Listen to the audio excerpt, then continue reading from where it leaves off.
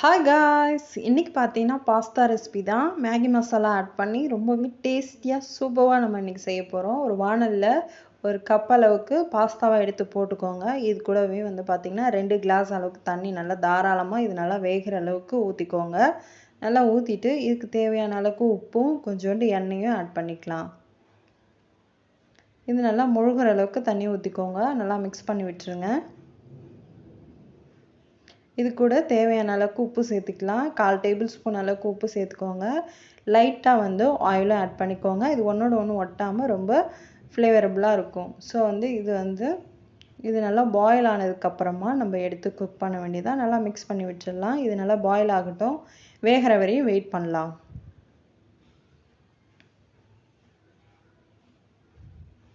Within ஒரு 10 மினிட்ஸில் நமக்கு சூப்பராக குக் ஆகிடும். இது நல்லா குக் ஆகிடுச்சா அப்படின்னு சொல்லிட்டு நம்ம ஒரு ஸ்பூனால் நல்லா இப்படி குத்தி பார்க்கலாம். இல்லைன்னா இந்த கத்தியால் இப்படி கட் பண்ணி பார்க்கலாம். ரொம்ப சூப்பராக நம்மளுடைய பாஸ்தா நல்லா வெந்துடுச்சு. இப்போது இதை நம்ம எடுத்து தனியாக தண்ணியெல்லாம் நல்லா வடிகட்டிட்டு நம்ம இந்த பாஸ்தாவை எடுத்து வச்சுக்கலாம். அவ்வளோதான், இந்த மாதிரி தனியாக எடுத்து வச்சுட்டேன். தண்ணியெல்லாம் வடிகட்டிட்டு ஒரு வானலில் எண்ணெய் ஊற்றிக்கலாம்.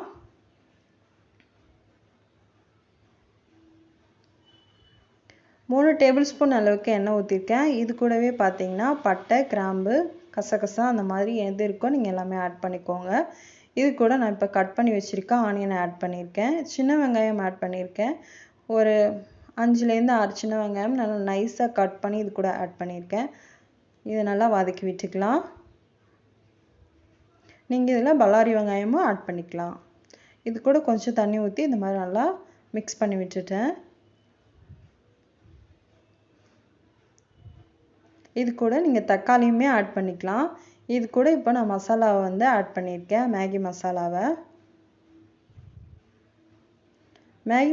ஆட் பண்ணிவிட்டு இந்த மாதிரி குக் பண்ணி விடுறேன். நீங்கள் தக்காளியும் ஆட் பண்ணும்போது ரொம்பவே சூப்பராக இருக்கும். இப்போது இதை நல்லா மிக்ஸ் பண்ணி விட்டுடலாம். இது நல்லா இந்த மாதிரி நல்லா சுண்டி வரட்டும். அதுக்கப்புறமா நம்ம வேக வச்சு எடுத்து வச்சுருக்க பாஸ்தாவை ஆட் பண்ணிக்கலாம். அவ்வளோதான், ரொம்ப சூப்பராக நமக்கு சுண்டி வந்துடுச்சு. இது கூட நம்ம இப்போ பாஸ்தாவை ஆட் பண்ணிக்கலாம். ரொம்ப தண்ணியாக இருக்கும்போது ஆட் பண்ணும்போது தண்ணி இழுக்காது. அதனால கொஞ்சம் நல்லா சுண்டினதுக்கப்புறமா நம்ம அதில் பாஸ்தாவை எடுத்து கொட்டி மிங்கிள் பண்ணும்போது நல்லா உதிரி உதிரியாகவே இருக்கும் நம்மளோட பாஸ்தா. இப்போ நல்லா அடிப்பக்கமாக விட்டு நல்லா கிண்டி இந்த மசாலா பாஸ்தாவில் இறங்குற மாதிரி நல்லா மிக்ஸ் பண்ணி விட்டுடலாம்.